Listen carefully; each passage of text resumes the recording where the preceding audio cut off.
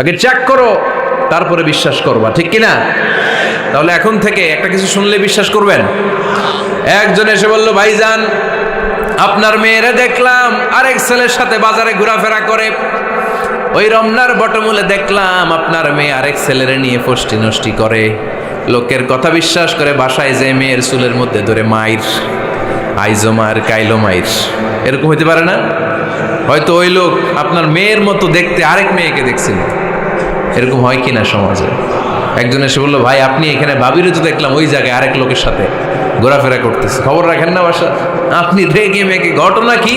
আমার খেয়ে আমার পরে আরেকজনের সাথে, যে এই বাড়িতে যে মায়ের, কোনো কথা নেই। দেখবেন যে ছোট্ট মারামারি থেকে এই ঘটনা অনেক সময় বিচ্ছেদ বা ডিভোর্স পর্যন্ত গড়ায়, ঠিক কিনা?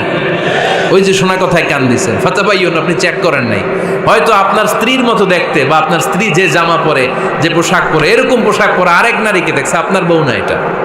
আপনার মেয়ের ব্যাপারে যে তথ্য দিয়েছে এটা সঠিক নয়, সে আপনার মেয়ের মতো আরেকটা মেয়েকে দেখেছে, এসে আপনার কাছে বলে দিছে, আপনি বিশ্বাস করছেন। ভেজাল আছে না নাই?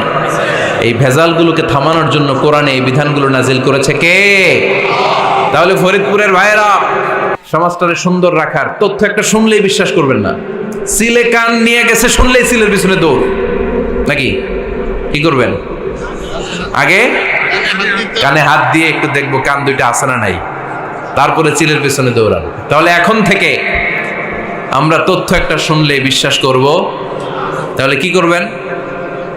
বলতে হবে কি করবেন? যাচাই বাছাই, জাস্টিফিকেশন অফ দ্য নিউজ। কোন নিউজ জাস্টিফিকেশন ছাড়া আমরা প্রচার করব, বিশ্বাস করব, শেয়ার করব না। আল্লাহ বললেন, ইয়া আইয়ুহাল্লাযীনা আমানু লা ইয়াসখার কওমুম মিন কওম। ওহে আমার ঈমানদার বান্দারা, শোনো শোনো, খবরদার কখনো কোনো মুমিন বান্দারে ঠাট্টা করো না, অবজ্ঞা করো না, ঠাট্টা করো না। তার মনে কষ্ট হয় এমন কোনো কথা তারে বলো না। Never scoff of anybody. কাউকে নিয়ে ঠাট্টা করবেন না, তার দেহ নিয়ে, তার আকৃতি নিয়ে, তার বংশ নিয়ে। এক লোকের বাবা ছিল চোর, কিন্তু তার ছেলে অনেক ভালো। আপনি কি তারা বলতে পারবেন তুই চোরের ঘরের চোর? বলতে পারবেন? চুরি করছে বাবা, ওর কি দোষ? কথা বলেন। এগুলো কবিরা গুনাহ। আওয়াজ করে বলেন তো কি গুনাহ? কবিরা গুনাহ। কারো আকৃতি নিয়ে, আমার ফরিদপুরের কলিজার টুকরা যুবক ভাইরা, কারো আকৃতি নিয়ে কখনো অবজ্ঞা করবে না, তুচ্ছ জ্ঞান করবে না। এটা কবিরা গুনাহ, এটা আল্লাহ খুব অপছন্দ করেন। এর কারণ আকৃতিটা আমাদের হাতে নাই। আমাদের কারো নাক লম্বা, কারো খাটো, আমরা কেউ কালো, কেউ সাদা, আমরা কেউ স্মার্ট, কেউ অন্যরকম। তো এই যে আমাদের এক এক ধরনের আকৃতি, এটা কি আমি বানাইছি? আপনি বানাইছেন? দিছে কে? এই জন্য কারো দেহের গঠন নিয়ে যদি আপনি অবজ্ঞা করেন, এটা প্রক্ষান্তরে আপনি স্রষ্টাকে নিয়ে অবজ্ঞা করলেন। কারো দেহের আকৃতি নিয়ে যদি আপনি তুচ্ছ করেন, তাকে তুচ্ছ করেননি, আমার রবকে আপনি তুচ্ছ করেছেন। চিল্লায় বলেন ঠিক কিনা? খবরদার, তুই কালু, তুই লম্বু, তুই মোটু, তুই কানা, তুই রোহিঙ্গা, আছে না নাই? ইদানিং ইদানিং এটা খুব চলে। এই রোহিঙ্গা নামটা আছে না? ফরিদপুরে এগুলো ঢুকে নাই না?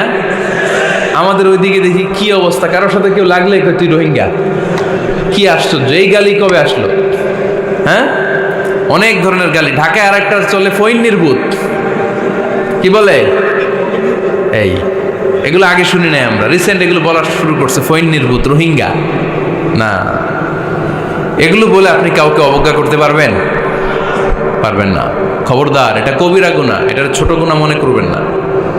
কারণ আকৃতি নিয়ে তুচ্ছ করা যায় না, কারণ আকৃতি দান করেছে কে? হুয়াল্লাযী ইউসাউইরুকুম ফিল আরহামি কাইফা ইয়াশা লা ইলাহা ইল্লা হুয়াল আজিজুল হাকীম। তিনি এমন সত্তা যিনি তোমাদের চেহারার অবয়ব দিয়েছেন, তোমাদের আকৃতি দান করেছেন তখন যখন তোমরা মায়ের পেটের ভেতরে ছোট্ট জোকের মতো ছিলা।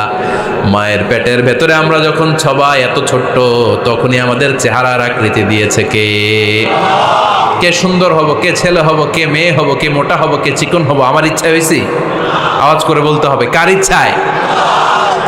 প্রত্যেককে যদি আল্লাহ প্রত্যেকের নিজের চেহারা ডিজাইন করতে দিতেন, আল্লাহ যদি বলতেন তোমার চেহারাটা কেমন হবে তুমিই ডিজাইন করো, তাহলে আপনারা কেমন বানাতেন?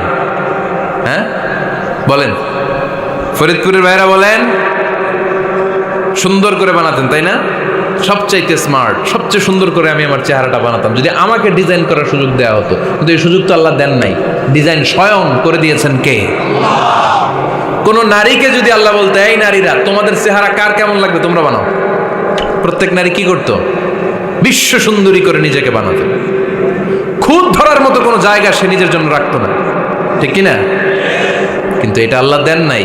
এই আকৃতিটা আমাদেরকে সরাসরি দান করেছেন কে? খবরদার, আমাদের অনেকে বিকলাঙ্গ, আমাদের অনেকের হাত ছোট, পা বড়, দেখতে মোটা, কেউ চিকন কেউ কালো। খবরদার, কারো আকৃতি নিয়ে কখনো কোনো অবজ্ঞার সুরে, ঠাট্টার সুরে কোনো কথা আমরা বলবো না। রাজি আছেন? সবাই রাজি আছেন? আল্লাহ রাসূল সাল্লাল্লাহু আলাইহি ওয়াসাল্লামের এক সাহাবী ছিল, নাম ইবনে মাসউদ রাদিয়াল্লাহু তাআলা আনহু। ওনার পায়ের নলা ছিল খুব চিকন, অস্বাভাবিক চিকন, স্বাভাবিক না। তো উনিও এটা ঢেকে রাখতেন, দেখাতেন না কাউকে। একদিন উনি খেজুর পাড়ার জন্য খেজুর গাছে উঠলেন। খেজুর গাছে ওঠার পরে নিচ থেকে সাহাবারা পায়ের চিকন নলা দেখে ফেলছে। দেখে সবাই হাসি, সবাই হেসে কুটি কুটি। বিশ্বনবী বললেন, হেসো না, খবরদার, আমার ইবনে মাসুদের পায়ের চিকন নলা দেখে হেসো না। আমার ইবনে মাসুদের এই পায়ের চিকন নলা যদি মিজানের পাল্লায় উঠিয়ে দেয়া হয়, কিয়ামতের দিন উহুদ পাহাড়ের চেয়েও ভারী হয়ে যাবে। খবরদার, আমার ইবনে মাসুদকে আমার আল্লাহ অনেক পছন্দ করে, তার পা চিকন দেখে তাকে তুচ্ছ করো না। আল্লাহর হাবিব সাল্লাল্লাহু আলাইহি ইসলামের 11 জন স্ত্রীর মধ্য থেকে একজন স্ত্রী ছিলেন একজন স্থূল আকৃতির, অবিসিটি ছিল, একটু মোটা। ওনার নাম ছিল সাফিয়া রাদিয়াল্লাহু তাআলা আনহা। আম্মা জান আয়েশার সাথে একবার সাফিয়ার ঝগড়া। নবীদের বউদের মাঝে মাঝে মাঝে ঝগড়া হতো, তবে সেটা হতো মধুর ঝগড়া। সুবহানাল্লাহ পড়েন। আম্মা জান আয়েশা রাদিয়াল্লাহু তাআলা আনহার বাসায় একদিন বিশ্বনবী বসা ছিলেন। আরেকজন স্ত্রী, বিশ্বনবীর আরেকজন স্ত্রী রান্না করে কিছু খাবার আম্মা জান আয়েশার ঘরে পাঠিয়েছেন। এক দাসী দিয়ে বলল, যাও এটা আয়েশার ঘরে দিয়ে আসো, কারণ নবী আয়েশার ঘরে। আম্মা জান আয়েশা রাদিয়াল্লাহু তাআলা আনহা বললেন, এগুলো কি? ওই দাসী বলে, তরকারি। কে দিছে? অমুক স্ত্রী। কেন দিয়েছে? আমি কি রান্না করতে পারি না? তোমরা রান্না তোমরা খাও। এই কথা বলে পাতিল সহ উড়ায় মারছে চেহারার মধ্যে। এর কারণ ওনারা মানুষ ছিলেন, মানবীয় ব্যাপারগুলো ওনাদের মধ্যেও কাজ করত। আবার এক স্ত্রী ঝোল দিয়ে রান্না করে কিছু খাবার নিয়ে এসেছে। আম্মা জান আয়েশা রেগে মেগে ওই ঝোল নিয়ে ওই স্ত্রীর গালের মধ্যে মেখে দিয়েছেন। বিশ্বনবীর আরেক বউয়ের গালের মধ্যে ওই ঝোল লাগাই দিচ্ছে। এবার ওই স্ত্রী বিশ্বনবীর কাছে যেয়ে বলে, ইয়া রাসূলুল্লাহ, দেখেন আয়েশারে আপনি বেশি আদর করেন তো, দেখেন কি করে আমাদের সাথে। এই যে আমাদের গালের মধ্যে ঝোল মাখাই একবার মেকআপ বানাই দিচ্ছে। বিষ্ণু ইসা ইসলাম বললেন, তাই আয়েশাকে ডাকো। আম্মা জান আয়েশা রাদিয়াল্লাহু তাআলা আনহা আসলেন। আল্লাহ রাসূল সাল্লাল্লাহু আলাইহি ওয়াসাল্লাম বললেন, তুমি কি আমার এই স্ত্রীর সাথে এমন আচরণ করেছো? আম্মা জান আয়েশা বললেন, করেছি। কেন? আম্মা জান আয়েশা বললেন, তখন মেজাজটা গরম ছিল, এখন বুঝতে পারতেছি আসলে এই কাজটা করা ঠিক হয় নাই। এবার বিশ্বনবী বিচার করবেন। বিশ্বনবী বললেন, আল কিসাস, যেমন করা হয়েছে বিচার হবে তেমন। তোমার গালে যেমনি ঝোল লাগাই দিয়েছে, তুমি একটু ঝোল নিয়ে আয়েশার গালে লাগাই দাও। সুবহানাল্লাহ পড়বেন না? ওই স্ত্রীও কিছু ঝোল নিয়ে আম্মা জান আয়েশার গালে লাগাই দিল। এখন দুইজনে হাসতেছে, বিশ্বনবীও হাসলেন, আরশের উপর থেকে খুশি হয়ে গেলেন কে? তো স্ত্রীদের মধ্যে মাঝে মাঝে এটা ঘটতো। সাফিয়া রাদিয়াল্লাহু তাআলা আনহা ছিলেন একটু মোটা। আম্মা জান আয়েশা বললেন, ইয়া রাসূলুল্লাহ, দেখেন আপনার মুটি বউ, আপনার মুটকি বউ, এই মুটি বউ বলে একদিন একটা গালির মতো দিয়ে ফেলছে। আল্লাহ রাসূল সাল্লাল্লাহু আলাইহি ওয়াসাল্লাম রেগে গেলেন, বললেন, আয়েশা এটা কেমন কথা তুমি বললা মুটি? আমার সাফিয়ারে তুমি মুটি বলে গালে দিলা রে আয়েশা। ইয়া আয়েশা লাকাদ কুলতি লা কালিমা লাউ মুজিজাত বিমাইল বাহরি লামাজাজাতহু। এমন একটা মন্তব্য তুমি সাফিয়ার ব্যাপারে করে ফেলেছো রে আয়েশা, এই কথাটা যদি সাগরের নীল পানির মধ্যে ছেড়ে দেয়া হয়, এই কথার পঙ্কিলতার কারণে, এই কথার কর্দমাক্ততার কারণে, এই কথার পঙ্কিলতার কারণে সাগরের সব পানিগুলো মুহূর্তের মধ্যে কালো হয়ে যাবে। এই কথাটা সাগরে ফেলে দিলে সাগরের নীল পানি পুরোটা কালো হয়ে যাবে। আয়েশা, খবরদার, কাউকে তুচ্ছ করে অবজ্ঞা করে কখনো কিছু বলা যাবে না। এই জিহ্বাটা এটা ভয়ঙ্কর একটা অঙ্গ। বেশিরভাগ পাপ এই জিহ্বা দিয়ে হয়। কি দিয়ে হয়? এই জন্য সাহাবারা জিহ্বা ধরে মাঝে মাঝে জিহ্বার মধ্যে ব্যাত মারতেন। আর বলতেন জিহ্বা তোর জন্য আমি আটকে যাব কিয়ামতের দিন। আমলিক আলাইকা লিসানাক, নিজের জিহ্বার মালিক নিজে হন। আপনার জিহ্বার মালিক যেন শয়তান না হয়ে যায়। জিহ্বা আপনার, শয়তানের ভাষায় আপনি কথা বলেন কেন? খবরদার, প্রতিটা কমেন্ট, প্রতিটা কথা, প্রতিটা মন্তব্য, এগুলোর ব্যাপারে কিয়ামতের দিন পাই টু পাই করে আপনার কাছে আল্লাহর সুপ্রিম কোর্টের কাঠগড়ায় দাঁড় করিয়ে আপনারা জিজ্ঞেস করবে কে? এজন্য বিশ্বনবী বলছেন মাইয়াদমানলি মা বাইনা লিহিয়াইহি ওয়া মা বাইনা রিজলাইহি আদমান লাহুল জান্নাহ। আমার কোন উম্মত যদি দুইটা অঙ্গের গ্যারান্টি আমারে দেয়, আমি আমার উম্মতকে জান্নাতের গ্যারান্টি দেব। দুইটা অঙ্গের, একটা হলো জিহ্বা আর একটা লজ্জাস্থান। দুই চোয়ালের মাঝে যা থাকে লিজ্জা জিহ্বা, আর দুই পায়ের মাঝখানে যা থাকে লজ্জাস্থান। এই দুইটা অঙ্গের গ্যারান্টি যদি বিশ্বনবীকে আপনি দেন যে নবী জিহ্বা আর লজ্জাস্থান এই দুইটা অঙ্গের কোনো পাপ আমি করব না, নবী বলে আমি দুনিয়ায় তোমার জান্নাতের গ্যারান্টি দিলাম। এজন্য জিহ্বাটারে সামলান, যা মনে চায় বললেন না। খবর আছে না নাই? খবর আছে। মা ইয়ালফিযু মিন কাউলিন ইল্লা লাদাইহি রাকীবুন আতীদ। যা মুখ দিয়ে বেরোয় লিখে রাখার জন্য দুইজন ফেরেশতা রেডি করে রেখেছে কে? চিল্লায় বলেন। যতদিন আমরা বেঁচে থাকবো ততদিন থাকবে আমাদের কাঁধে। আমরা মরে যাবো, এই ফেরেশতারা উড়াল দিবে, ঠিক কিনা?